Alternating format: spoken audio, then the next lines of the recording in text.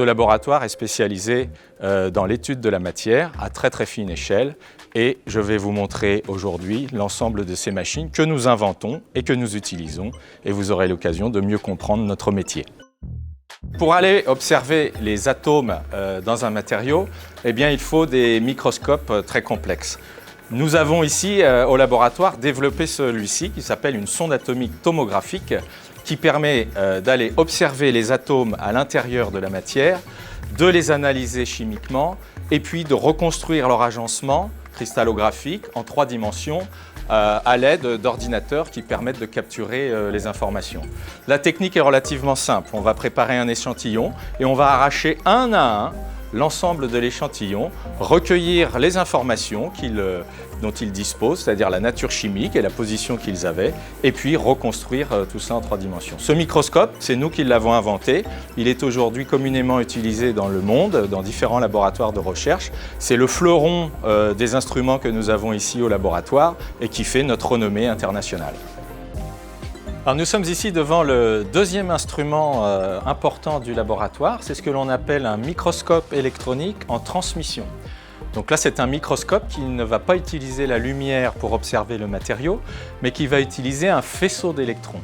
Donc cette machine va fabriquer un faisceau d'électrons que l'on va envoyer sur l'échantillon que l'on aura positionné ici à l'intérieur de la colonne où règne l'ultravide.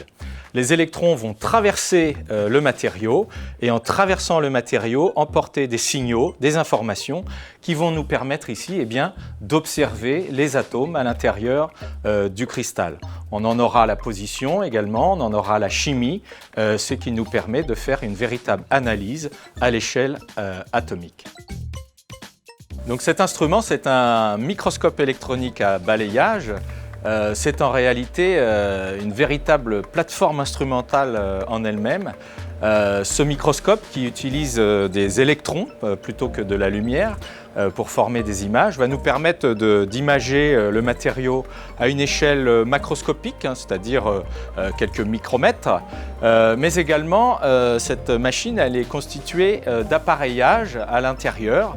C'est une véritable usine dans quelques centimètres cubes sous ultravide qui vont nous permettre par exemple d'usiner le matériau comme Obélix qui est en train de buriner un menhir. Nous on va sculpter la matière mais à l'échelle de quelques nanomètres, quelques dizaines d'angstroms, c'est-à-dire quelques atomes. Cela nous permettra de fabriquer des échantillons pour aller les observer dans les autres techniques que vous avez vues. On va terminer par ce dernier instrument que l'on appelle un NanoSims 50. C'est encore une fois un instrument qui va regarder la matière à l'échelle atomique. Le principe de fonctionnement est encore différent. On va placer un échantillon à l'intérieur de cette enceinte, un échantillon qui va faire 1 cm² de surface.